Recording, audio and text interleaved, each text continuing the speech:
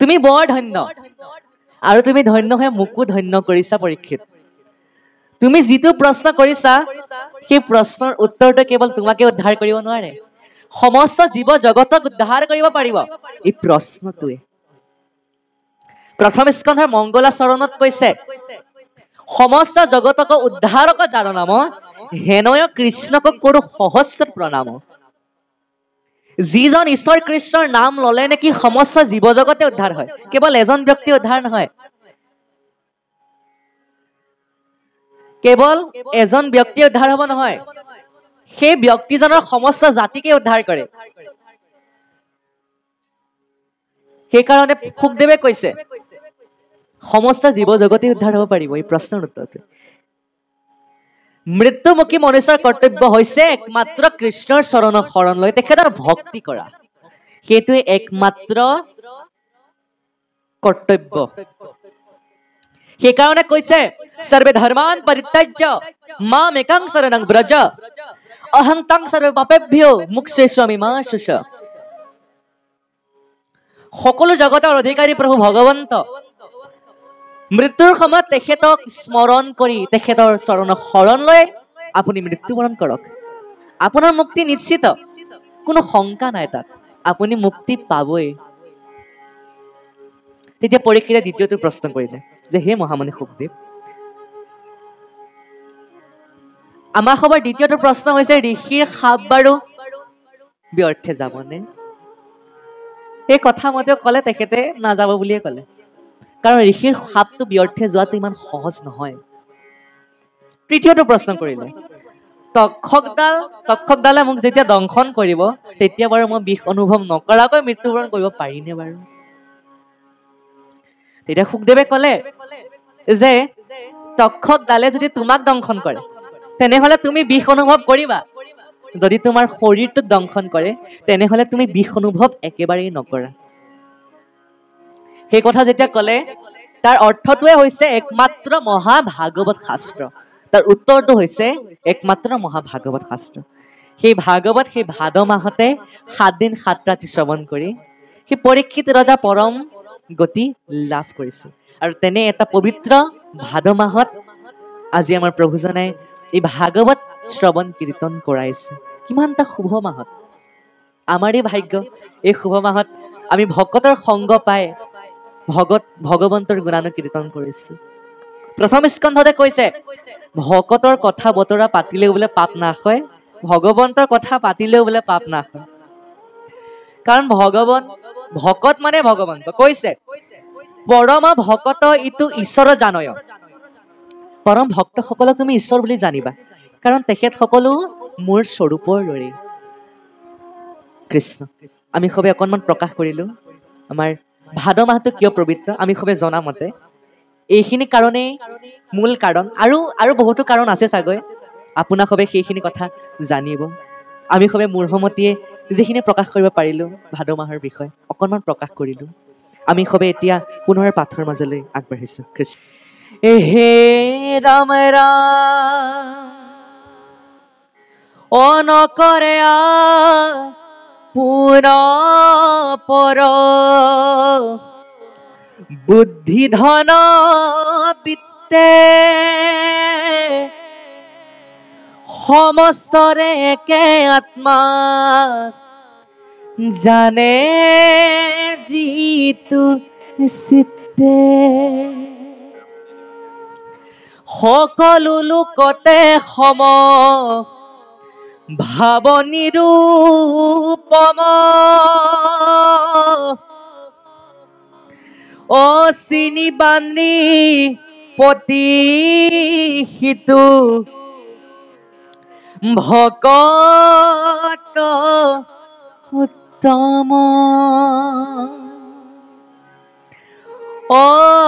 একে নিমি সাধু যদি এৰে হৰি পদে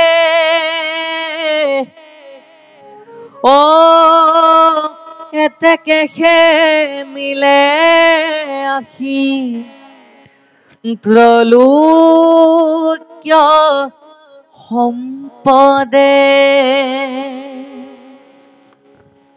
হে রাম রাম তথাপি খনার ধুনেরে কৃষ্ণর শরণ সেহি মহাসার জানি করন্ত স্মরণ। ও রাম এতেকে জানিছে তুচ্ছ তলৈক সম্প্ৰতি এহি বুলি নেৰে কৃষ্ণ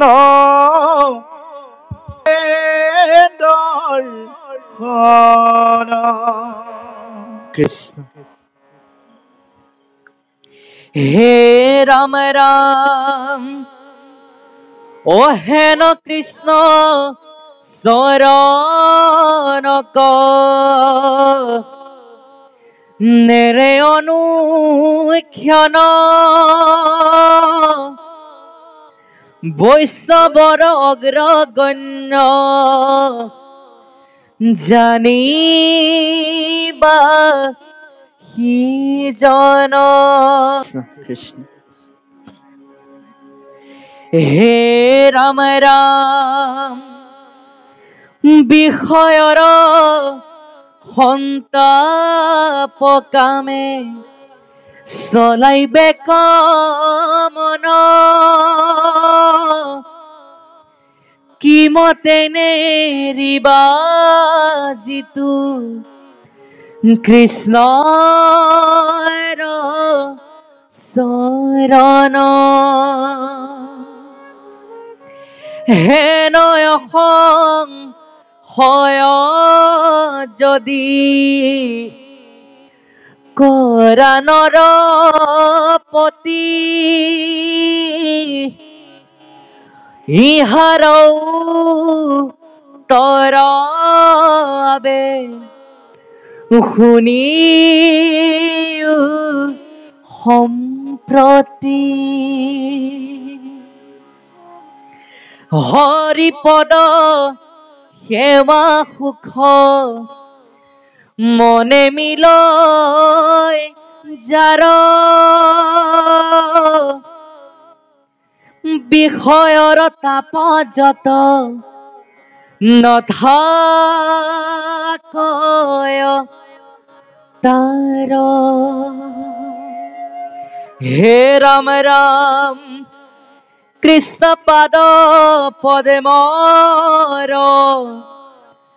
ৰুণ নখ পান্তি ও যাৰ মনে চুৱে তাৰ সুশীতল কান্তি যেন হিম পৰি জুৰাই তাহাৰ হৃদয় আৰ কি হয় বেগ আহি সন্তাপ উদয়। যেন চন্দ্ৰ উদৰে জৰ গুছে কাব বিষয় আলাপ পাপ জানিছাৰ তাক। কৃষ্ণ কৃষ্ণ এতিয়া চলি আছে প্ৰেম ভকতি নিবিয়ে নমসিদ্ধ সকলক বৰ সুন্দৰভাৱে এই প্ৰেম ভক্তিৰ কথা প্ৰকাশ কৰিছে যে ভক্তি কেনেধৰণৰ প্ৰভু সমস্ত আমি ভক্তিনো কেনেধৰণে কৰিম সদায়তো আমি সংসাৰ মায়া বন্ধনত মজি থাকিলেতো নহব আমি সদায় সংসাৰ মায়া বন্ধনতে মজি থাকো আমি সদায় বিষয় বাসনাতে মজি থাকো আমাৰ ঈশ্বৰ চিন্তা কৰিবলৈ আমাৰ সময় নাথাকে আৰু সেই মায়া বন্ধনত বা বিষয়ৰ চিন্তা কৰি কৰি আমাৰ সমস্ত শৰীৰটো বোলে মলমতি হৈ পৰিছে এই সমস্ত শৰীৰটো আমাৰ মলমতি হৈ পৰিছে শুদ্ধ হৈ থকা নাই পবিত্ৰ আমি সদায় ভাবো গা ধুই থাকো যেতিয়া পবিত্ৰ হৈ থাকো আমি প্ৰথম কথা আমি গা ধুলে কেতিয়াও পবিত্ৰ নহওঁ পবিত্ৰ হওঁ কেৱল বাহিৰৰ খিনি আমি ভিতৰৰ খিনিও পবিত্ৰ কৰিব লাগিব আমি ভিতৰৰ খিনি কেনেদৰে পবিত্ৰ কৰিম ভক্তি ভাৱেৰে আমি কৃষ্ণ নাম নলেহে আমাৰ মন শুদ্ধি হ'ব মন শুদ্ধ হোৱা মানেহে আমি কৃষ্ণৰ চৰণত তেতিয়াহে শৰণ ল'ব পাৰিম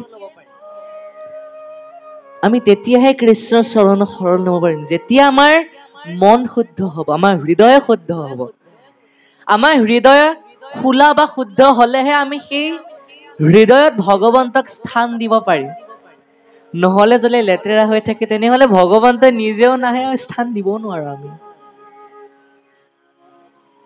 নামঘোষাত কৈছে প্ৰবিষ্ট কৰ্ণ ৰন্ধেন স্বানং ভাৱ সৰুহম ধুনতি সমলং কৃষ্ণং চলিলচ্য যথা শৰৎ কৰ্ণ পথে ভকতৰ হিয়াত প্ৰবেশী হৰি দুৰ্বাসনা হৰে সমস্তই জলৰ যতেক মন যেহেন শৰৎ কালে স্বভাৱতে নিৰ্মল কৰে কি কৈছে ভগৱন্ত বোলে কৰ্ণ পথেৰে হৃদয়ত বিৰাজমান হৈ থাকে যদি আমাৰ হৃদয় এখন লেতেৰা হয় তেতিয়া বিৰাজমান হৈ নাথাকে কিন্তু যেতিয়া হৃদয় চাফা হৈ থাকে যেতিয়া আমি ভগৱন্তৰ গুণানুকীৰ্তন কৰি থাকো সেই সময়তে ভগৱন্তে হৃদয়ত বিৰাজমান হৈ থাকে আমি যদি বিষয় চিন্তা কৰি থাকো তেতিয়া কিন্তু ভগৱন্তৰ হৃদয়টো নাথাকে মনতো নাথাকে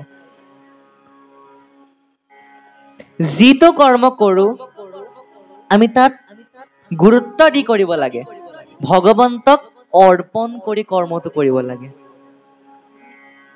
আজিকালি এনেকুৱা হৈ পৰিছে কলিযুগটো যে আজিকালি ভগৱন্তক অৰ্পণ কৰি কৰিলেও কামটো কেতিয়াবা সফল নহয় প্ৰথম স্কন্ধত কৈছে সুত মুনিয়ে সনকাদি সকলে সুত মুনিক কৈছে যে হে সুত আমি কৰ্মবিলাক ভগৱন্তকে অৰ্পণ কৰি কৰো কিন্তু আমি সফল নহওঁ আমি জানিছো যে সেই কৰ্মটো আমাৰ কিবা অপৰাধ লাগিছে বা আমি সেই কৰ্মটো কৰিব পৰা নাই সেইবুলি আমাৰ ভাৱ হৈছে আচল কাৰণটো কি জানে তেখেতসকলে যে কৰ্মত সফল হ'ব নোৱাৰে আচল কাৰণটোৱে হৈছে ফলৰ আশা ফলটোৱে হৈছে আটাইতকৈ ডাঙৰ কথা ফলৰ আশা কৰিলে কেতিয়া কৰ্মটো কৰিব নোৱাৰে আচলতে দূৰদৰ্শী হ'ব লাগে আমাৰ ইতিহাসৰ কিতাপত আছে জাতীয় বিদ্যালয়ত পঢ়া কোনোবা আছে নেকি বাৰু সেই জাতীয় বিদ্যালয়ৰ সপ্তম শ্ৰেণীৰ ইতিহাসত আছে কি কথা দূৰদৰ্শী নহলে ৰাজ্যখন কেতিয়াও চলাব নোৱাৰি দূৰদৰ্শী ভাবিব লাগে তেতিয়াহে চলাব পাৰি দূৰদৰ্শী হ'ব লাগে কিন্তু ফলৰ আশা কৰিব নালাগে শ্ৰীমদ গীতাত কৃষ্ণ অৰ্জুনক কৈছে কৰ্ম নিবাধিকাৰস্তে মা ফলেষু কদাচন মা কৰ্মফল হেতুৰ্ভুৰ মা তে সংগুষ্ঠ কৰ্মণি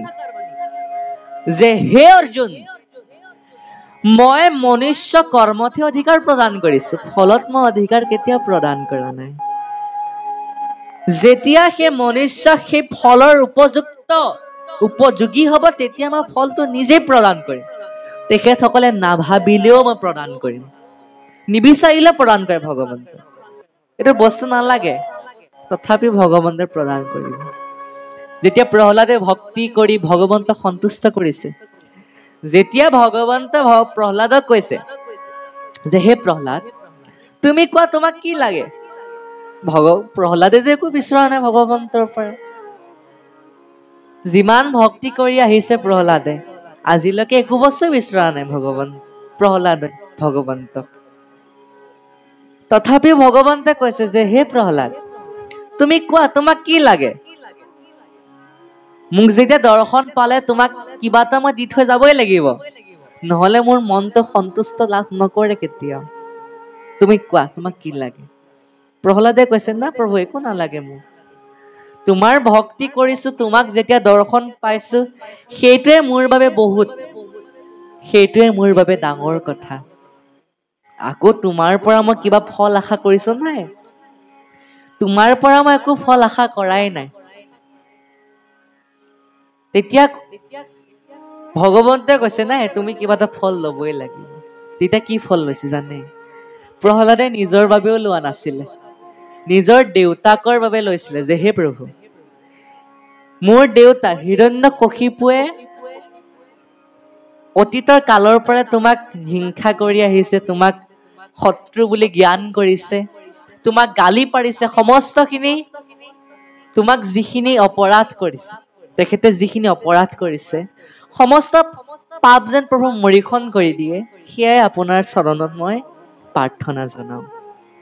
নিজৰ দেউতাকৰ ফালৰ পৰাহে তেখেতে ফল বিচাৰিছে, কিন্তু নিজক একো ফলেই নালাগে। প্ৰহ্লাদে একো ফল বিচৰা নাই। সেইকাৰণে ভগৱন্তই কৈছে তুমি কৰ্ম কৰি যোৱা, ফলৰ আশা নকৰিবা, ফল মই নিজেই প্ৰদান কৰিম তোমাক। সেইকাৰণে শ্ৰীমদ গীতাত এইখিনিয়ে প্ৰকাশ কৰিছে যে কৰ্ম নিষ্ঠাৰে কৰিব লাগে। শ্ৰীমদ গীতাত কৰ্মৰ কথা বৰ সুন্দৰভাৱে প্ৰকাশ পাইছে। এতিয়া আমি ভাগৱতৰ মাজলৈ আহোঁ। ভাগৱতত কেৱল কৈছে বিষয়ৰ মাজতে সোমাই থাকিলে নহব, অকণমান বিষয়ৰ মাজৰ পৰা ওলাই আহিব লাগিব বুলি কৈছে। দিনে ৰাতি মাক দেউতাৰ লগত, নিজৰ পত্নীৰ লগত যদি কেৱল আপুনি বিষয়ৰ কথাই পাতি থাকে, আপোনাৰ সেই জীৱনটো সাৰ্থক নহয়। আৰু এটা কথা কৈছে, যি ব্যক্তিয়ে বিষয়ৰ লগত থাকিও ভগৱন্তক স্মৰণ কৰে সেইজন বোলে মহাপুণ্যৱান, সেইজনৰ ভগৱন্তৰ সেইজনক চৰণত ভগৱন্ত চিৰকৃতজ্ঞ। কাৰণ তেখেতে কৰ্ম কৰি থকাৰ মাজতো ভগৱন্তক স্মৰণ কৰিছে, ভগৱন্তৰ চৰণত শৰণ লৈছে। নামঘোষাত কৈছে বিষয় সম্বন্ধ সুখ সমস্ত যোনিতে পায়, হৰি সেৱা একো স্থানে নাই। হৰিৰ সেৱাৰ যোগ্য কেৱলে মনুষ্য তনু, জানি ফুৰা হৰি গুণ গায়। যিসকলে কেৱল ভগৱন্তৰ চিন্তা নকৰি হৰি বিষয় সম্বন্ধতে লাগি থাকে, সেইসকল মানুহে কৈছে হৰি সেৱাত স্থান নাপায়। আৰু যিসকল ব্যক্তিয়ে বিষয়ৰ লগতে ভগৱন্তকো চিন্তা কৰে, সেইসকল ব্যক্তিক বোলে ভগৱন্তই প্ৰতি ক্ষণতে প্ৰতি সময়তে কৃপা প্ৰদান কৰে বুলি কৈছে। সেই কথা এই প্ৰেম ভকতি অধ্যায়টো নিবিড় নৱসিদ্ধ সকলক প্ৰকাশ কৰিছে এই কথাকে। তাৰ পাছত আমাক খবৰ পদে কি প্ৰকাশ কৰে, আমি সবে পুনৰ পাঠৰ মাজলৈ আগবাঢ়ি। হে ৰাম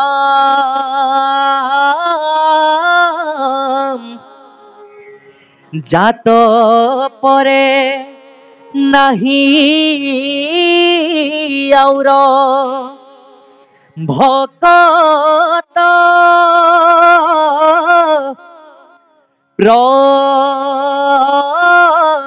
প্ৰধান, তান কথা কহু শুনা হুইয়া সাৱধানে। ও চাৰিও বেদৰ তত্ত্ব অৰ্থ যিটো জানে, মাধৱক বান্ধৱ বুলিয়া যিটো মানে, ও কৃষ্ণ পাদ পদে মক বান্ধিলে প্ৰেম জৰি আপুনি নিৰন্তৰ তাৰ হৃদয় হৰি অকস্মাৎ যিটো নাম লইলে মাত্ৰ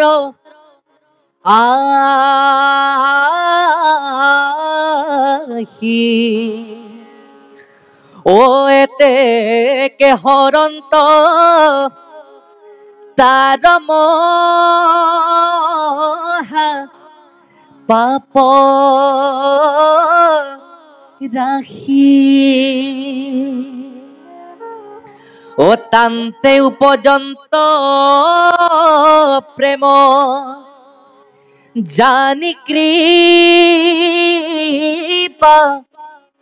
ময়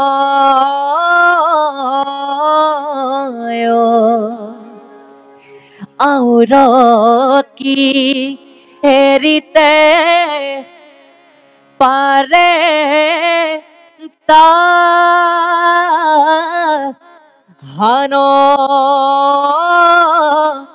হৃদয় অনেৰৈ ত্ৰাণ ভকতেখে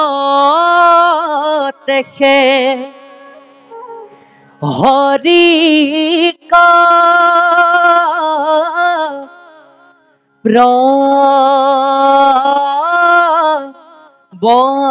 বন্ধি হৰিও নিৰন্তৰ তাংক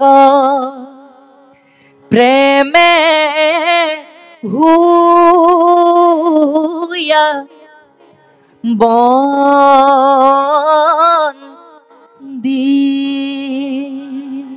এৰা এতেকে যতে কইলো ভকত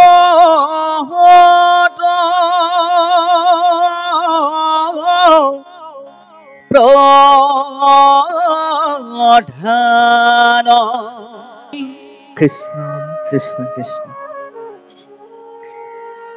প্ৰকাশ কৰিছে যে এই মনুষ্য দেহটো পাই ভগৱন্তক পূজা অৰ্চনা কৰি বৈকুণ্ঠলৈ যোৱাটো বোলে মনুষ্যৰে আশা নহয়। কেৱল দেৱতাসকল ব্ৰহ্মা হৰি হৰিও আশা কৰে মনুষ্য জনম লৈ সেই মনুষ্য জনমটো সাৰ্থক কৰি বৈকুণ্ঠত ভগৱন্তৰ লগত একেলগে বাস কৰাৰ মন দেৱতাসকলৰো আছে।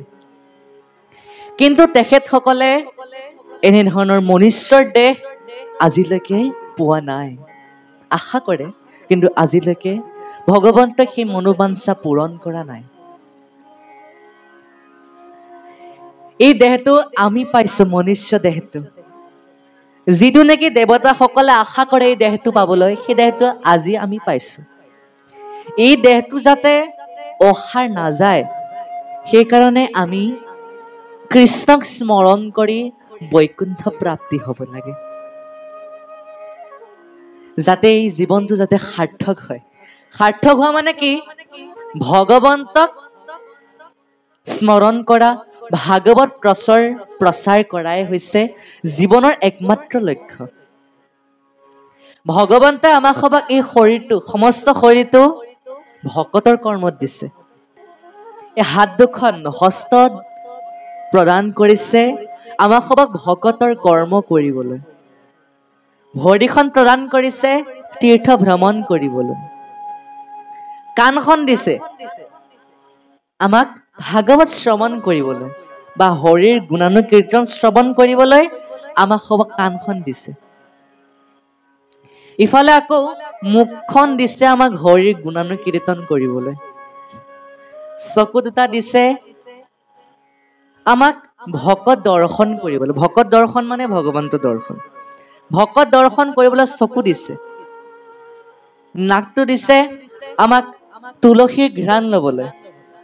তুলসীৰ ঘ্ৰাণে যদি আমি নলওঁ তেনেহলে দ্বিতীয় স্কন্ধৰ কবিৰ উপদেশত কৈছে যে আমি যে যি উশাহ লৈ আছো এয়া বোলে আমি এনেই লৈ আছো, এই উশাহ লৈ থকাটোতকৈ নোলোৱাই ভাল বুলি কৈছে আমাক। হ'ব এই উশাহটো লৈ থকাতকৈ নোলোৱাই ভাল। বহুতো উদাহৰণ প্ৰদান কৰিছে আমাক কীৰ্তনতো, সমস্ত শৰীৰৰ বিষয়ে কীৰ্তন ঘোষাত প্ৰকাশ পাইছে। এতিয়া পদত প্ৰকাশ কৰিছে যে আমি ভগৱন্তক হৃদয়ত স্থাপন কৰিবলৈ কি কৰিব লাগে।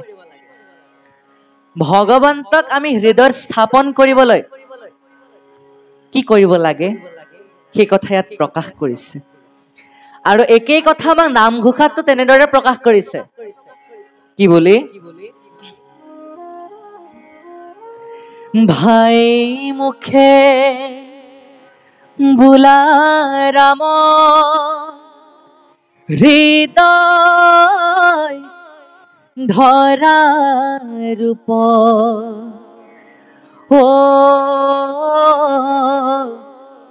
এতেকে মুকুতি পাইবা কহিলো স্বৰূপ। যে হে ভাই, তুমি মুখেৰে ভগৱন্তৰ নামটো লৈছা, ভাল কৰিছা, লৈ থাকিবা সদায়, কিন্তু তুমি ভগৱন্তৰ নামটো লোৱাৰ লগতে আৰু এটা কাম কৰিবাচোন। তুমি মুখেৰে ৰাম নামটো লোৱাৰ লগতে হৃদয়ত ভগৱন্তৰ চৰণ যুগল স্মৰণ কৰিবা। তুমি এতেকে মুকুতি পাবাই আৰু তোমাৰ হৃদয়ত ভগৱন্তৰ স্থিতি ল'ব, বিৰাজমান হৈ থাকিব।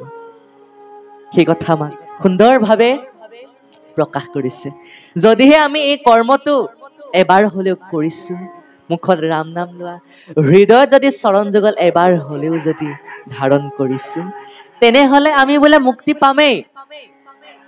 এইটো কোনো চিন্তিত হোৱা কথা নহয়, আমি মুক্তি পামেই। এইটো সাক্ষাতে ভগৱন্তই প্ৰকাশ কৰিছে। আকৌ এটা নামঘোষাৰ শেষৰ ফালে প্ৰকাশ কৰিছে দুটা পথ। আমাক ইয়াতো সেই কথাই প্ৰকাশ কৰিছে। প্ৰথম কথা হৈছে আমি কোনটো পথেৰে যাম আৰু কোনটো পথেৰে নাযাম, সেই কথা আমি চিন্তা কৰিব লাগিব। নামঘোষাত কৈছে যে হে ভাবুক ভাই, ভজ ভগৱন্তক ভক্তি ভাৱে, ভগৱন্তক ভজিয়া পৰম গতি পাৱে। এই ভাবুক ভাই, ভজ ভগৱন্তক ভক্তি ভাৱে, ভগৱন্তক নভজিয়া চলয় জমথাৱে। যে হে মন ভাই বুলি কৈছে, হে ভাবুক ভাই, প্ৰথম পথটো হৈছে পৰম গতি, দ্বিতীয় পথটো হৈছে অধোগতি। এতিয়া পৰম গতিৰ পথেৰে যাবলৈ হলে আমি ভগৱন্তক হৰি গুণানুকীৰ্তন কৰিব লাগিব আৰু অধোগতিৰ পথেৰে যাবলৈ বিষয়ত লাগিব। এতিয়া তুমি কোনটো পথ লোৱা এইটো তোমাৰ কথা। সেই কথা কৈছে যে তুমি কোনটো পথেৰে যাব বিচৰা সেইটো তুমি সিদ্ধান্ত লোৱা। যদি তুমি বিচৰা যে আমি পৰম গতি পাবলৈ ইচ্ছা কৰিছো, আমি পৰম গতি পামেই, মুক্তি পাব বিচাৰিছো, তেতিয়া তুমি পৰম গতি পথটো বাছি ল'ব লাগিব। যদি তোমাৰ পৰম গতি পাবলৈ মনে তেনেহলে তুমি যিকেইটা বেয়া কাম আছে কৰি যোৱা মুঠতে। আৰু সেই কথা আমাক নামঘোষাতে গুৰুজনাই নামঘোষাৰ পদৰ জৰিয়তে আমাক সবক প্ৰকাশ কৰিছে। তাৰ পাছত ইয়াতো প্ৰকাশ কৰিছে যে ভকতেই বোলে প্ৰধান, কাৰণ ভকত আৰু ভগৱন্তৰ মাজত পাৰ্থক্য নাই। সেইকাৰণে ভকতেই প্ৰধান বুলি আমাক সবক প্ৰকাশ কৰিছে। আৰু কৈছে উত্তম উত্তম সেহিষে ভাগৱত, উপজিলা প্ৰেম যাৰ হৰি স্মৰণত। যিয়ে ভাগৱত পঢ়ে, যিয়ে ভাগৱত কীৰ্তন শ্ৰৱণ কৰে, তেওঁৰ কথাই নাই, তেখেতে হৰিৰ প্ৰেম জড়িত বোলে বান্ধনি খাবই বোলে, ভগৱন্তৰ প্ৰেমত ৰতি হবই বুলি কৈছে। কাৰণ কৈছে নামঘোষাত কৈছে সৰ্ব বেদান্তে সাৰংগী ভাগৱত মিশ্ৰতে তদ্ৰু ৰাম তৃপ্তস্য নৈন্যত্ৰ স্যাৎ ৰতি। এই ভাগৱতৰ ৰসৰ বাহিৰে আন ৰস নাই, কাৰণ এইখনেই হৈছে সৰ্ববেদান্তৰ, সকলো বেদৰ অধিপতি, সকলো বেদৰ সাৰ মহাভাগৱত শাস্ত্ৰ। এই ভাগৱতখন যদি আপুনি শ্ৰৱণ কীৰ্তন কৰে আপোনাক আৰু বেলেগ ৰস নালাগে, বেলেগ ৰসৰ প্ৰয়োজনেই নাই, বেলেগ ৰস একেবাৰে প্ৰয়োজন নাই, যদিহে আমি ভাগৱত শ্ৰৱণ কীৰ্তন কৰিছো। কাৰণ এই ভাগৱত শাস্ত্ৰখনটো আমাৰ নহয় প্ৰভু, পৃথিৱী সমস্তটো নহয়, নহয় জানো প্ৰভু? এই ভাগৱতখনটো পৃথিৱীৰ নহয়, কিহৰ? কি কৈছে? ও বৈকুণ্ঠৰ কল্পতৰু ভাগৱত শাস্ত্ৰ, ইহাৰ উত্তম ফল হৰি নামে মাত্ৰ। কি কৈছে? এই ভাগৱত শাস্ত্ৰখন বোলে বৈকুণ্ঠৰ কল্পতৰু শাস্ত্ৰ। এই কল্পতৰু শাস্ত্ৰখন আমাক বৈকুণ্ঠৰ পৰা নাৰদে বা ব্ৰহ্মাই নমাই আনিছে, ভগৱন্তই নমাই আনিছে। এফাকি পদ আছে যে ব্ৰহ্মাই দিলা নাৰদক ইটো ফলৰ ৰহস্যক, নাৰদে আনি ব্যাসক দিলা, নগৈলে তিলেক ভাগি ইডালে সিডালে লাগি শোকমুখে ভূমিত পৰিল। কি কৈছে? ভগৱন্তই যেতিয়া ব্ৰহ্মাক সৃষ্টি কৰিছিল, আপোনালোকে ভাবিব পাৰে যে ব্ৰহ্মাই কেনেদৰে গম পালে ভাগৱত? প্ৰভুৱেতো ক'ব লাগিব ভগৱন্তক। ব্ৰহ্মাক যেতিয়া ভগৱান যে সৃষ্টি কৰিছিল, তেতিয়া ব্ৰহ্মাই বহু বছৰ তপস্যা কৰিছিল, তপ কৰিছিল। তপস্যা কৰাৰ ফলত ভগৱন্ত সন্তুষ্ট হৈ তেখেতক এটা শক্তি প্ৰদান কৰিলে যে হে ব্ৰহ্মা, মোৰ কৃপাত তোমাৰ 18 পুৰাণ 14 শাস্ত্ৰ 4 বেদ মহাভাগৱত শাস্ত্ৰ তোমাৰ কণ্ঠস্থ হৈ যাব। সেই বুলিতো আশীৰ্বাদ দিলে। সেই আশীৰ্বাদ দিয়াৰ ফলত ব্ৰহ্মাৰ সমস্তখিনি কণ্ঠস্থ হৈ গ'ল, সমস্ত জানে ব্ৰহ্মাই। সেইকাৰণে ব্ৰহ্মাই এই ভাগৱত শাস্ত্ৰখন প্ৰভুৰ কৃপাত, প্ৰভুৰ আদেশ মতে ভাগৱত শাস্ত্ৰখন লিপিবদ্ধ কৰিবলৈ নাৰদক উপদেশ দিলে। ব্ৰহ্মাই কৈছে নাৰদ তুমি গৈ পেলাই ব্যাসক কোৱাগৈ। আকৌ নাৰদে গৈ পেলাই ব্যাসক ক'লে। তেতিয়া ব্যাসে ভাগৱত শাস্ত্ৰ লিখিলে। কিন্তু এটা কথা, ব্যাসজনক সাধাৰণ মনুষ্য, ক'বলৈ গ'লে ভগৱন্তৰ 24টা অৱতাৰ, ভগৱন্তৰ 24টা অৱতাৰ, 24টা অৱতাৰত 10টা অৱতাৰ শ্ৰেষ্ঠ। কিন্তু 10টাৰ পাছত যিকেইটা অৱতাৰ আছে সেই 24টা অৱতাৰৰ ভিতৰত ভগৱন্তৰ এটা অৱতাৰ নাম হৈছে ব্যাস। কিন্তু ভগৱন্তই কিন্তু ব্যাস অৱতাৰ গ্ৰহণ কৰিছিল।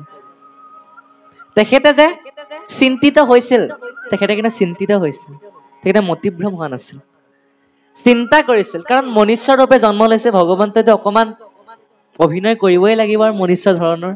কতো ভগৱন্তৰ নিচিনা ভগৱন্তক লিখি নিদিয়েতো, ভগৱন্তই লাহে লাহেহে কৰি যায় বস্তুবিলাক। কিন্তু সেই ভাগৱত শাস্ত্ৰ ভগৱন্তই লিখা, অৰ্থাৎ মহৰ্ষি ব্যাসদেৱে লিখা। সেই মহৰ্ষি ব্যাসদেৱে লিখাৰ পাছত সেই জ্ঞান আকৌ শুকদেৱক প্ৰদান কৰিলে, ভাগৱতৰ জ্ঞান। আৰু গোটেই পৃথিৱীৰ ভিতৰত একমাত্ৰ প্ৰথম ভাগৱত শ্ৰৱণ কৰা ব্যক্তিজনে হৈছে পৰীক্ষিত ৰজা। প্ৰথম ভাগৱত শ্ৰৱণ কৰিছিল পৰীক্ষিত ৰজা। আৰু প্ৰথম ভাগৱত অপেনিং হৈছিল পৰীক্ষিত ৰজাকে। পৰীক্ষিত ৰজাকে প্ৰথম ভাগৱত শ্ৰৱণ কৰোৱা হৈছে।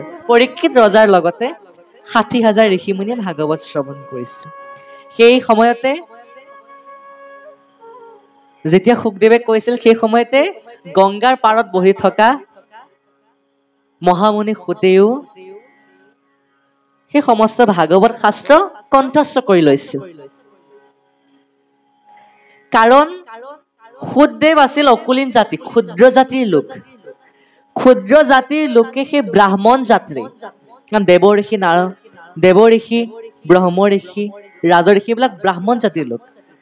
সেই ব্ৰাহ্মণ জাতিৰ কাৰণে তেখেতক সেই ক্ষুদ্ৰ জাতিৰ লোকক ভিতৰত প্ৰৱেশ কৰিব দিয়া নাছিল, কিন্তু বাহিৰত থাকিব লাগিব। সেইকাৰণে অকণমান আঁতৰত তেখেতে অকলে অকলে গংগাৰ পাৰতে ভাগৱত শ্ৰৱণ কৰিছে। প্ৰায় এতিয়া সুখদেৱে পৰীক্ষিত ৰজাক ভাগৱত শুনোৱা প্ৰায় এতিয়া 5126 বছৰ হৈছে, আৰু সুখদেৱে সৌনকাদিসকলক ভাগৱত কোৱা প্ৰায় 4126 বছৰ হৈছে। 1000 বছৰ কেলে নাইকিয়া হ'ল সেই কথাটো কওঁ। সেই 1000 যেতিয়া পৰীক্ষিত ৰজাই পৰম গতি পালে, ভাদ মাহত যেতিয়া পৰম গতি পালে, তেতিয়া দেৱ ঋষি ৰাজ ঋষি ব্ৰহ্ম ঋষিসকলে পুনৰ যজ্ঞ কৰিবলৈ আৰম্ভ কৰিলে। 1000 বছৰ যজ্ঞ কৰিছে, সহস্ৰ বছৰ মানে 1000 বছৰ যজ্ঞ কৰিলে। 1000 বছৰ যজ্ঞ কৰাৰ পাছত সেইখিনি সুখদেৱক কৈছে প্ৰথম স্কন্ধত যে আমি যজ্ঞ কৰিলো, কিন্তু তাত সুখ বোলা বস্তুটোৱে বিচাৰি নাপালো, কেৱল দুখেই দুখ। একোতো ফল নাপালো, ফল এটাই পালো যে আমাৰ সমস্ত শৰীৰটো ধোঁৱা বৰণীয়া হৈ গল, সেই ফলটোৱে আমি পালো, আৰু তাতকৈ ওপৰত একো ভাল ফল নাপালো। এই কলিযুগত বোলে কেৱল হৰিনামেই মুক্তি দিয়াব পাৰিব, অন্য পথেৰে পাব পাৰে আপুনি মুক্তি, কিন্তু হৰিনামটো শ্ৰেষ্ঠ বুলি আমাক সবক প্ৰকাশ কৰিছে। কৈছে হৰেৰ নাম হৰে নাম কেৱলম কলৌ নাস্তিব্য গতিৰ অন্যথা। কৈছে যে হৰিনামৰ বিনে আন গতি আৰু কতো আপুনি বিচাৰি নাপাব। তাৰ পাছতে আকৌ পিছৰ পদত প্ৰকাশ কৰিছে যে যিবিলাক অকুলীন জাতি লোক, ব্ৰাহ্মণ জাতি নহয়, সেইবিলাক ক্ষুদ্ৰ জাতি, যিবিলাক ক্ষুদ্ৰ জাতিৰ লোক, সেই সকলো বোলে ব্ৰাহ্মণ জাতি লোক। সঁচা অৰ্থত কবলৈ গলে আমি যেনিবা ক্ষুদ্ৰ জাতি, যেতিয়া আমি ভগৱন্তৰ নাম লওঁ আমি কিন্তু ক্ষুদ্ৰ জাতি স্বৰূপ হৈ নাথাকো, আমি ব্ৰাহ্মণ জাতিৰ লোক হব পাৰিম। প্ৰথম স্কন্ধত আমাক গুৰুজনাই কৈছে মংগলাচৰণত যে আমি যেতিয়াই ভগৱন্তক স্মৰণ কৰিম তেতিয়া আমি বোলে ক্ষুদ্ৰ জাতি হৈ নাথাকো।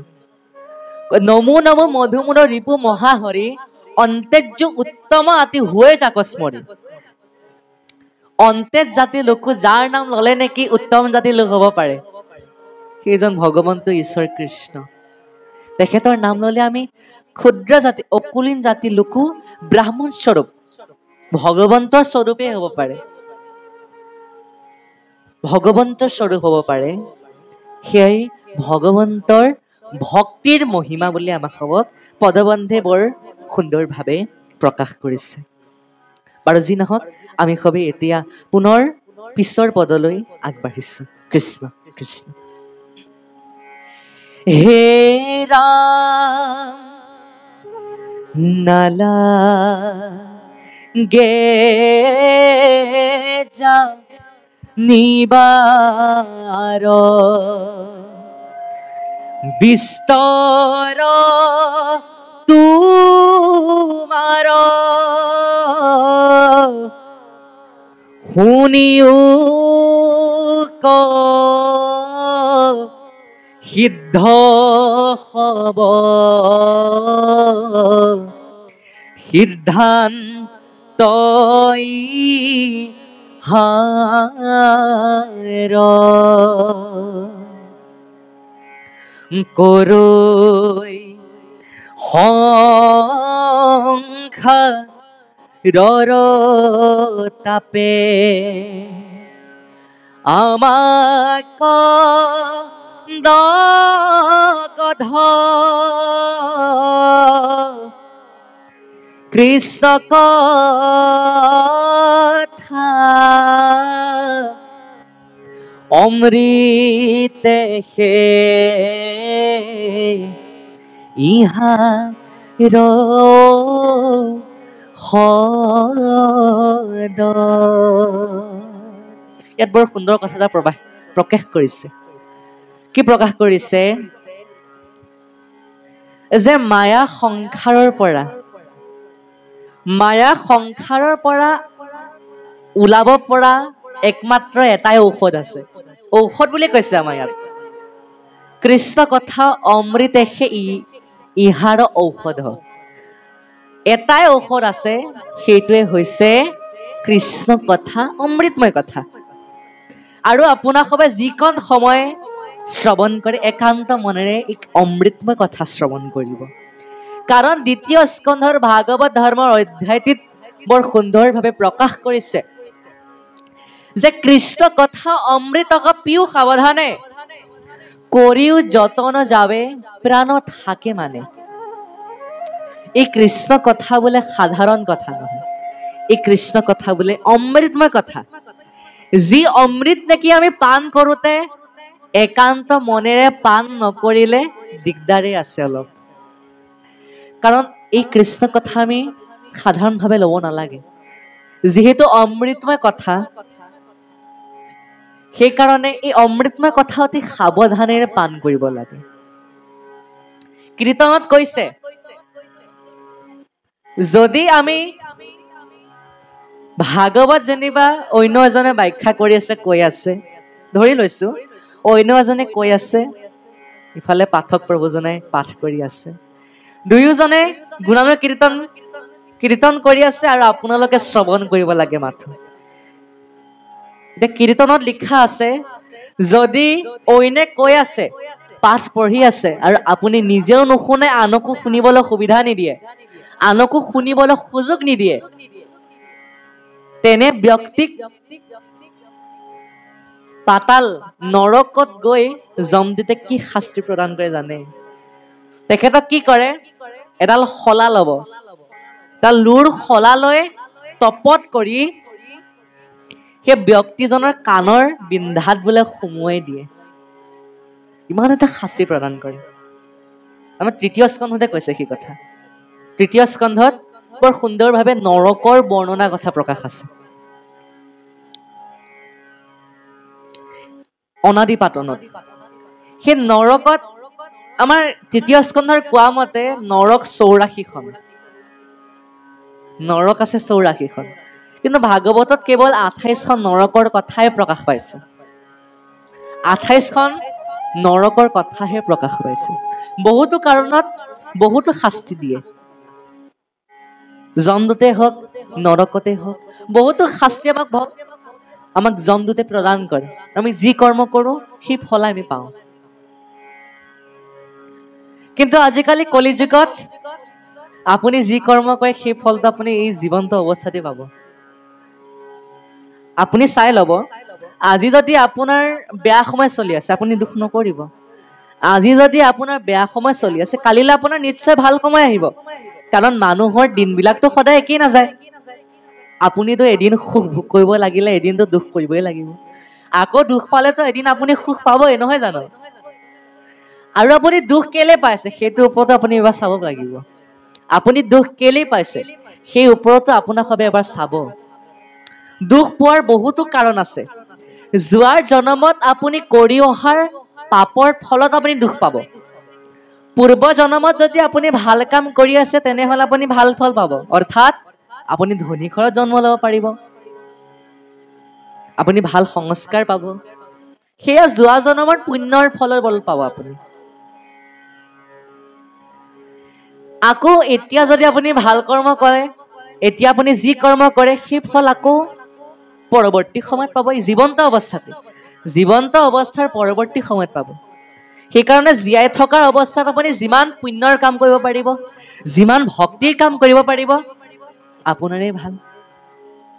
আৰু এটা কথা আমি প্ৰকাশ কৰো, আজি যে আপোনাক সবে একত্ৰিত হৈ ভাগৱত শ্ৰৱণ কৰিছে, ভগৱন্তই এনে অৱস্থাক লাষ্ট বুলি কয়, একমাত্ৰ এবাৰেই বুলি কয়।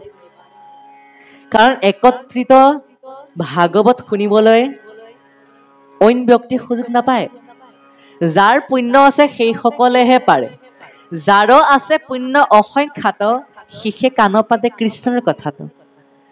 যিসকল মনুষ্যৰ পুণ্য আছে সেইসকলে কৃষ্ণ কথা শুনিবলৈ সুযোগ পায় আৰু যিসকলৰ নাই সেইসকলে শুনিব বিচাৰিলেও এইফালে সোমাই আৰু সেইফালে ওলাই যায় তেখেতসকলৰ মনতো নৰয় আৰু তেখেতসকলে পালনো নকৰে তেখেতসকলে আকৌ ভাগৱত শুনিবলৈও ভাল নাপায় তেখেতসকলে কি শুনি ভাল পায় যাৰ পূৰ্বজন্মত পাপেৰে পাহাৰ হৈ থাকে সেইসকলে ওচৰৰ ঘৰ এখনতে যেনিবা গিৰিয়েক ঘৈণীয়েকে কাজিয়া লাগিছে তাত গৈ পেলাই বাটলৈ গৈ তাতে কান্দি থাকে যিবিলাকৰ পাপেৰে পাহাৰ হৈ থাকে সেইবিলাকে ভাগৱত শুনিবলৈ সুযোগ নাপায় যিহেতু সেইকাৰণে সেইবিলাক বেয়া কথাত কান্দি থাকে সেইকাৰণে আমি সবে পুণ্যখিনি ব্যৰ্থে যাবলৈ নিদি আজি এই 7 দিনীয়া সুযোগটোতে আমি এই সোণালী সুযোগত আমি সুন্দৰভাৱে পৰমগতি পাব লাগে কাৰণ আজি আমি এই জীৱন্ত অৱস্থাত যিখিনি সা সম্পত্তি ঘটিলে সেইখিনি জানো বৈকুণ্ঠলৈ যাব যত দেখা ধন শৰীৰৰ স্বজন মৰিলে বোলে লগে নাযায় আপুনি এই জীৱন্ত অৱস্থাত যিমানখিনি চাকৰি ধন সম্পত্তি গাড়ী ঘোঁৰা আদি আপুনি অৰ্জন কৰিব একাউণ্টত আপুনি যেনিবা পইচা জমা কৰিছে আপোনাৰ তৎক্ষণাতে মৃত্যু হ'ল এই একাউণ্টৰ পইচাখিনি কলৈ যাব আপোনাৰ সেইখিনিতো এনেই গ'ল তাতকৈ যদি আপুনি মংগলময় বেংক আপোনাৰ ভকতি জমা কৰাৰো কিন্তু বেংক এটা আছে সেই বেংকটোৰ নাম হৈছে মংগলময় বেংক যিমান একান্ত মনেৰে শ্ৰৱণ কৰিব সেই মংগলময় বেংকত সিমানে ভকতি জমা হয় আপুনি যদি কি মংগলময় বেংকত জমা কৰে আপোনাৰ বৈকুণ্ঠ পাবগৈ পৰম গতি প্ৰাপ্তি কৰাব সেইখিনি ভকতিয়ে এইখিনি আমাৰ এই হৰিৰ গুণানুকীৰ্তন খিনিহে পৰলোকত পায়গৈ হৰিৰ ভকতি পৰম সম্পত্তি ইহ পৰলোকে পায় এই হৰি ভক্তিখিনি বৈকুণ্ঠলৈ যাব আপুনি যি কৰ্ম কৰে সেয়েতো আপোনাৰ বৈকুণ্ঠলৈ যায় আপুনি যি কৰ্ম কৰে সেয়া ভোগ কৰিবলগীয়া হয় যদি ভাল কৰ্ম কৰে যদি পুণ্যৱান কৰ্ম কৰে আপুনি স্বৰ্গ প্ৰাপ্তি হ'ব যদি বেয়া কাম কৰে নৰক প্ৰাপ্তি হ'ব যদি ভক্তি কৰে তেনেহলে বৈকুণ্ঠ প্ৰাপ্তি হ'ব ভগৱন্তই 3 ভাগ কৰিয়ে দিছে আপুনি এটা কোনটো পথেৰে যাব বিচাৰে কিন্তু মনুষ্যক সিদ্ধান্ত ল'বলৈ দিছে সেইটো এটা মনুষ্যৰ হাতত আমি কোনটো পথেৰে যাওঁ সেইটো আমাৰ হাতত সেইকাৰণে এই সুযোগ এই সোণালী সুযোগত আমি সমস্ত পুণ্য গোটাই লৈ আমি বৈকুণ্ঠলৈ যোৱা ৰাস্তাটো সুন্দৰভাৱে পকি কৰি ল'ব লাগে এতিয়াই সিমেন্ট বালি দি এতিয়া আমি বৈকুণ্ঠলৈ যোৱা পথটো পৰিষ্কাৰ কৰি ল'ব লাগে বনাই ল'ব লাগে তেতিয়া আমি মৃত্যুৰ বেলাত সুন্দৰভাৱে সুৰকৈ আমি যাতে বৈকুণ্ঠলৈ যাব পাৰোঁ সেই পথটো এতিয়াই বোলে বনাই ল'ব লাগে সেই কথা আমাৰ ভাগৱতে পৰামৰ্শ প্ৰদান কৰিছে বাৰু যি নহওক আমাৰ খবৰ সময়ো হৈ আহিছে যিহেতু কালিলৈ আমাৰ খবৰ স্কুলো আছে যোৱাকালি অনুষ্ঠান আছিলে আৰু কালিলৈ স্কুলো আছে সেইকাৰণে স্কুল যিহেতু যাব লাগিব সোনকালে আকৌ ঘৰ পোৱা হ'ব লাগিব তেতিয়াহে সেইকাৰণে আমি সবে ইয়াৰ পিছৰ পদতে আমি সবে আপোনাৰ খবৰ মাজৰ পৰা বিদায় ল'ম কৃষ্ণ আৰু আমি সবে দেখিছো প্ৰথমতে আমাৰ ইমান নৱপ্ৰজন্ম নাছিলে শিশুসকল নাছিলে এতিয়া নৱপ্ৰজন্মসকল আহিছে বহুত ভাল লাগিছে আমাৰ নৱপ্ৰজন্মসকলে শুনিছে আমাৰ নৱপ্ৰজন্মসকলক মই ধন্যবাদ জনাইছো আপোনাক সবে যেন আহিছে ভাগৱত শ্ৰৱণ কৰিবলৈ আমি সবে যিমান সময়লৈ থাকিব পাৰো আপোনাক সবক সিমানখিনি কথা অৱগত কৰিম আৰু আপোনাক সবে যাতে আমাৰ খবৰ লগতে সহযোগ প্ৰদান কৰে সেয়ে আমি সবে বাঞ্ছা কৰো কৃষ্ণ আমি সবে পুনৰ পাঠৰ মাজলৈ আগবাঢ়িছো ঐৰাম মিছা মায়া গত উপজয় মৰৈ জীৱ এহি লীলা তাতে প্ৰীতি সুন্দৰ সদাশিৱ যাৱে সৃষ্টি থাকৈ মহা নিমিলে প্ৰলয় জনম মৰণ ভাৱে নেৰাই মৃত্যু ভয় কৃষ্ণ কৃষ্ণ কৃষ্ণ হে ৰাম পখু পক্ষী বৃক্ষ কীট পতঙ্গ জুনিত উপজি যা তনাদি ভুঞ্জে বিপরীত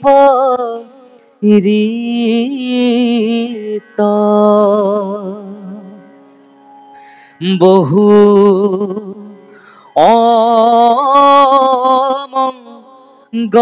অমঙ্গলপ্রদ হেন কর্ম গতি পায়ন রে সংসারত ভ্রমে বিসংগতি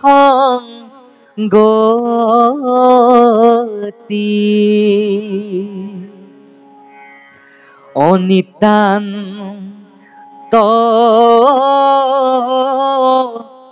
বহ হুয়া প্রলয় যাবত জন্ম মৃত্যু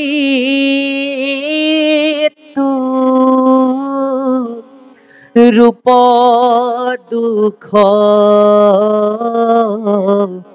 ভুঞ্জে নানা মত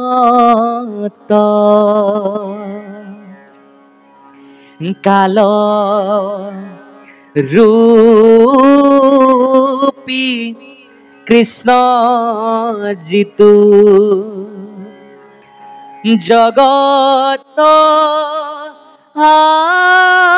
আধার করন্ত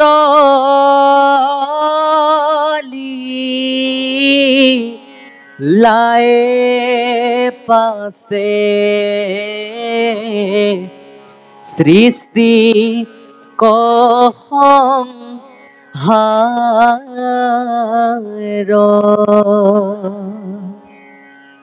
কৃষ্ণ কৃষ্ণ কৃষ্ণ। হে মোৰ শ্ৰদ্ধাৰ বাপ আই মাতৃ সমস্ত, আমাক সবক পদবন্ধে প্ৰকাশ কৰিছে। ভগৱন্তে কৈছে যে মোৰ ভকত সকলে যদি বৈকুণ্ঠ প্ৰাপ্তি হ'ব লাগিছিলে, কিন্তু নহল, নৰকত পতিত হ'বলগীয়া হ'ল। তেতিয়া ভগৱন্তে কৈছে যে কৃষ্ণ কৃষ্ণ ইতি যুমং স্মৰণং সদা জলং ভিত্তা যথা নৰকাত উদ্ধাৰ অহম। যিসকল মোৰ ভকত সকলে যদি মোক স্মৰণ কৰি বৈকুণ্ঠলৈ যাব লাগিছিলে, কিন্তু নৰকত পতিত হ'ল, তেতিয়া ভগৱন্তই বোলে নিজে নৰকত গৈ ভগৱন্তক উদ্ধাৰ, সেই ভকতজনক উদ্ধাৰ কৰি আনি বৈকুণ্ঠক বাস কৰিবলৈ দিয়ে ভগৱন্তই। আকৌ কৈছে জীৱৰ বিষয় সুখ নিমিত্তে ঈশ্বৰ পঞ্চভূতে সৃজিলা বিধিত কলেবৰ। কৈছে মানুহৰ জীৱনটো তেনেই খন্তেকীয়া, মানুহৰ জীৱনটো তেনে খন্তেকীয়া। অৰ্জুনে কৃষ্ণক কৈছিল যে হে কৃষ্ণ, তুমি মোক এনে এটা বাক্য লিখি দিয়া, যি বাক্য নেকি মই সুখত দেখিলেও দুখী হওঁ আৰু দুখত দেখিলেও যাতে সুখী হওঁ, এনেকুৱা এটা শব্দ মোক তুমি লিখি দিয়া। সেই বুলি কোৱাত ভগৱন্তে কি লিখিলে জানে? জীৱন তেনেই খন্তেকীয়া। আমি ধৰোচোন মানুহ 100 বছৰ জীয়াই থাকে, কিন্তু আজিকালি যি যুগ হৈছে মানুহে 100 বছৰ জীয়াই নাথাকে। 100 বছৰতকৈ আগতে তেখেতৰ মহাপ্ৰয়াণ হৈ যায়। কিয়? এই কলিযুগটো অত্যন্ত অধৰ্মী যুগ বুলি কৈছে, কিন্তু অত্যন্ত ভাল যুগ বুলিও কৈছে। বেয়া বুলি কৈছে, ভালো বুলি কৈছে। কিয়? বেয়া ফালৰ পৰা কি?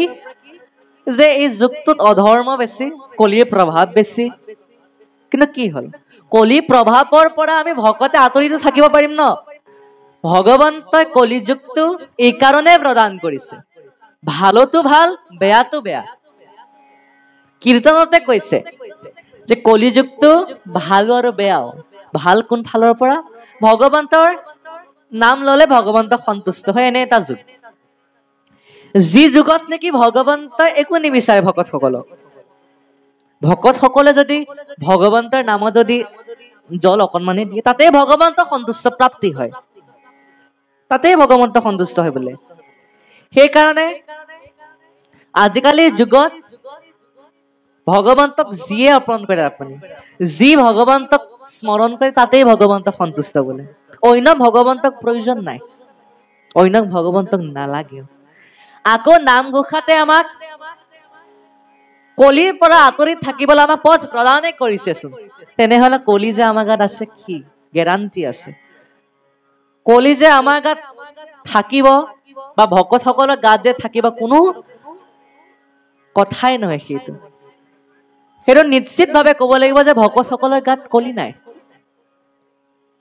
তাৰ বাবেও এটা পথ আমাৰ দ্বিতীয় স্কন্ধত প্ৰকাশ কৰিছে, শৰীৰত আছে কলি কৃত যত দুখ, গুচুকা প্ৰথমে কৰা হৰি হৰি সুখ।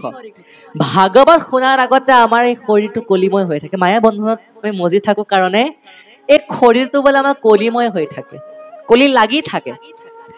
এই কলি বোলে আমাৰ শৰীৰটোৰ পৰা আঁতৰিবলৈ আমি প্ৰথম ভগৱন্তৰ নাম ল'ব লাগিব। ভগৱন্তৰ নাম ললেহে বোলে কলি আঁতৰি যায়। অন্য পথ এই কলি যুগত নাই বুলি কৈছে। আকৌ এটা নামঘোষাত গুৰুজনে আমাক প্ৰকাশ কৰিছে পদৰ মাধ্যমেৰে। কি কৈছে? যদ্যপি কলিতা বিৰল প্ৰচাৰিতা তথাপি অৱলোকিতান বিষ্ণু ভক্তিৰ নাম মহাপ্ৰভাৱ। কি কৈছে? এই কলি যুগটোত কেৱল কলিয়ে কলি, সমস্ত ভূততে কলিয়ে ব্যাপী আছে এতিয়া। সেইকাৰণে কলিৰ পৰা আমি আঁতৰি থাকিবলৈ আৰু আমাৰ পৰা কলি আঁতৰি থাকিবলৈ আমি ভক্তিৰ ভগৱন্তৰ গুণানুকীৰ্তন কৰিব লাগিব। অৰ্থাৎ আমি ভগৱন্তৰ গুণানুকীৰ্তন আদি আমি প্ৰচাৰ কৰিব লাগিব। আমি প্ৰচাৰ কৰিলেহে বোলে কলি আমাৰ পৰা আঁতৰি থাকিব। অসমীয়াত আমাৰ অসমীয়াৰ পদফাকি কৈছে, অসমীয়াতে সেই ফাকি পদে প্ৰকাশ কৰিছে আমাৰ নামঘোষাত। সেই কলিৰ পৰা আঁতৰি থকা একমাত্ৰ পথেই হৈছে হৰিৰ গুণানুকীৰ্তন বা ভগৱন্তৰ গুণানুকীৰ্তন প্ৰচাৰ হোৱা। প্ৰচাৰ হোৱাতে আটাইতকৈ ভাল কৰ্ম বুলি প্ৰকাশ কৰিছে। তাৰ পাছত কৈছে যে আমাৰ যে জীৱনটো খন্তেকীয়া, আমাৰ এই শৰীৰটো কিহেৰে নিৰ্মিত? আমাৰ এই শৰীৰটো কিহেৰে নিৰ্মিত? পঞ্চভূতেৰে নিৰ্মিত। পানী, আকাশ, বতাহ, অগ্নি আৰু মাটি বা পৃথিৱী, এই 5 তত্ত্বেৰে গঠিত আমাৰ শৰীৰটো। শ্ৰীমদ গীতাত কৈছে আমাৰ এই শৰীৰটো 5টা তত্ত্বেৰে গঠিত। জল, বায়ু, আকাশ, পৃথিৱী আৰু অগ্নি, এই 5 তত্ত্বেৰে গঠিত। পুনৰ আকৌ এই 5 তত্ত্বতে মিলি যাব। তেনেহলে আমি এই শৰীৰটোক লৈ অহংকাৰ কৰা কি দৰকাৰ? প্ৰভু সমস্ত আমি কিয় অহংকাৰ কৰিব লাগে? শৰীৰটোক লৈ কোনো দৰকাৰে নাই নহয়। এই শৰীৰটোক লৈ অহংকাৰ কৰা একো দৰকাৰ নাই, কাৰণ এই শৰীৰটো আমাক খন্তেকীয়া শৰীৰ, 5টা তত্ত্বেৰে গঠিত হব, পুনৰ 5টা তত্ত্বতে মিলি যাব। আমাৰ যে ব্যক্তি এজনৰ মৃত্যু হয়, ব্যক্তিজনৰ যে মৃত্যু হয়, আমি সেই মৃত্যুত কেতিয়াও দুখ পাব নালাগে। আমি যিদৰে এযোৰ কাপোৰ লেতেৰা হলে যিদৰে আমি এযোৰ কাপোৰ পৰিত্যাগ কৰি আন এযোৰ কাপোৰ পৰিধান কৰো, ঠিক সেইদৰে এই আত্মাটো, এই শৰীৰটোৰ ভিতৰত বিৰাজ কৰি থকা আত্মাটোৱে কাপোৰৰ দৰে এই আত্মাটো, এই শৰীৰটোক পৰিত্যাগ কৰি আৰু বেলেগ এটা শৰীৰলৈ যায়। যদিহে এই শৰীৰটোৱে ভাল কাম কৰে, তেনেহলে আকৌ অন্য এটা শৰীৰলৈ যাব নালাগে আৰু। অইন এটা শৰীৰ প্ৰাপ্তি নহয় আৰু সেই আত্মাটোৱে পৰম বৈকুণ্ঠ প্ৰাপ্তি হয় যদি ভাল কৰ্ম কৰে ভক্তি কৰিলে আকৌ পুনৰ শৰীৰ ধাৰণ কৰিব নালাগে বৈকুণ্ঠ প্ৰাপ্তি লগে লগে হৈ যায় তাৰ পাছতে মায়াই উপাধি প্ৰাণী সৃজিলা আশেষ তাতে অন্তৰ্যামী ৰূপে ভৈলন্ত প্ৰৱেশ যেহেতু পঞ্চভূতেৰে আমাৰ নিৰ্মিত হৈছে সেইকাৰণে আমাৰ এই শৰীৰটো বোলে মায়া থাকেই মায়াই লিপ্ত হৈ থাকে অনবৰতে সমস্ত প্ৰাণীতেই মায়া বিৰাজমান হৈ থাকে মায়া বিৰাজমান হৈ থাকে কাৰণে আমি ভগৱন্তৰ নাম ললে সেই মায়া বোলে আঁতৰি যায় মায়া আঁতৰি যায় বুলি আমাক ইয়াত প্ৰকাশ কৰিছে তাৰ পাছতে আমাক সবক পিছৰ পদে কি প্ৰকাশ কৰে আমি সবে পুনৰ পাঠৰ মাজলৈ আগবাঢ়িম আৰু যেহেতু আমাৰ সময় হৈ আহিছে সেইকাৰণে আমাৰ আসনলৈ আমাৰ প্ৰভুজনক আমি সবে আহিবলৈ কৰজোৰে প্ৰণাম জনাইছো কৃষ্ণ কৃষ্ণ আমাৰ আসন অলংকৃত কৰিবহি মন্টু ৰজা বাবজনাই সেইকাৰণে আমাৰ বাবজনাক আমি সবে এই আসনত অলংকৃত কৰিবলৈ আমি সবে তেখেতৰ চৰণত কৰজোৰে প্ৰণাম জনাইছো কৃষ্ণ কৃষ্ণ হে ৰাম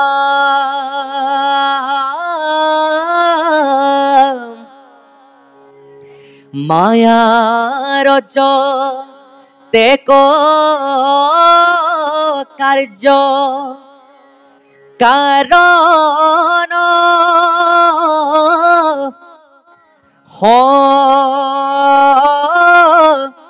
মস্ত অদুনায়ানি মায়াত কৰান্ত হবে হস্ত ভুবয়ন বৃষ্টি পাছে হতেক বৎসৰ মিলৈ মহামৰণ লোকৰ নিৰন্তৰ হে ৰাম ত্ৰৈলোক্য কৰে তাপ প্ৰচণ্ড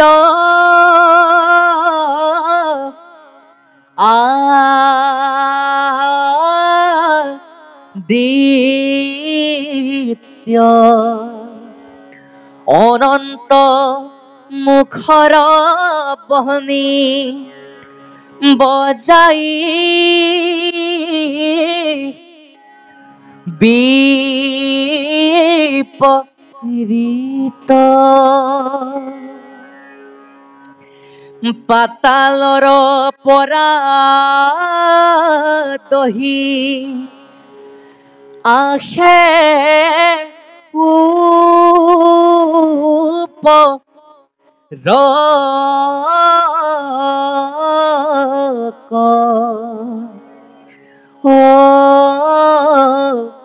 লগত সহায় বহে বায়ু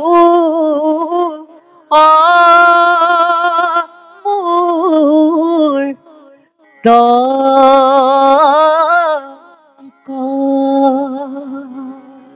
কৃষ্ণ হে ৰাম অগণিৰ হীৰাৱে হয়ে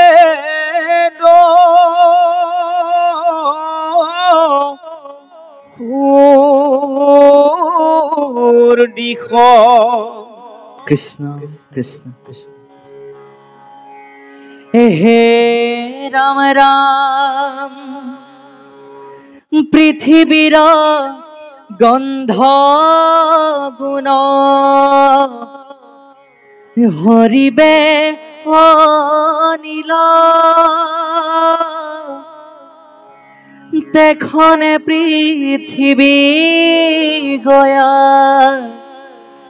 হইবে হলিল ও যেবে হজল হন্তে বায়ু রখ হরিলয় সেই জল অগণিত হুয়ে আহি লয় হে রাম রাম অগ্নির রূপক পাশে হরিবেক তম তেবে অগ্নি বায়ু তপ্র বেশে ক্রম হে রাম রাম হরিবেক গন্ধ গুণ বায়ুর গগনে গগনত বায়ু যায় বহিব দেখনে আকাশৰ শব্দ গুণ হৰিবেক কাল পষে অহংকাৰ কাষত কাল হে ৰাম ৰাম মন বুদ্ধি ইন্দ্ৰিয়তে বতা যত আছে হবে অহংকাৰ তপ্ৰ বেশ হইব পাছে হে ৰাম ৰাম সেহি অহংকাৰলীন হইব মহ তত্ত্ব প্ৰকৃতিত লয় হইবে আপুনি মহত্ব কহিলু পতি প্ৰতি প্ৰলয়ৰ ক্ৰম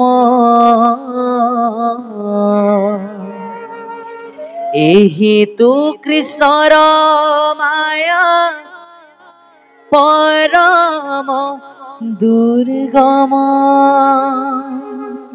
কৃষ্ণ কৃষ্ণ কৃষ্ণ হে মোৰ শ্ৰদ্ধাৰ বাপ আই মাতৃ সমস্ত আমাৰ প্ৰভুজনা আহি উপস্থিত হৈছে সেইকাৰণে আমি সবে এই আসনৰ পৰা বিদায় মাগিব বিচাৰিছো আৰু এই ভাগৱত শাস্ত্ৰভাগ কীৰ্তন কৰোঁতে কিছু কথা ক'বলৈ চেষ্টা কৰোঁতে যদি ভুল ভ্ৰান্তি হৈছে তেনেহ'লে যেন আমাক সবক মাৰ্জনা প্ৰদান কৰে কাৰণ যিহেতু আমি সবে ভাগৱতৰ স্কুলত নাম লগাইছোহে সেইকাৰণে আমিও সৰ্বজ্ঞাত হোৱা নাই এতিয়ালৈকে কিবা যদি ভুল ভ্ৰান্তি হৈছে তেনেহ'লে মাৰ্জনা নিজৰ সন্তান বুলি যেন মাৰ্জনা প্ৰদান কৰে কৃষ্ণ কৃষ্ণ অপৰাধ বিনাশ কৃষ্ণ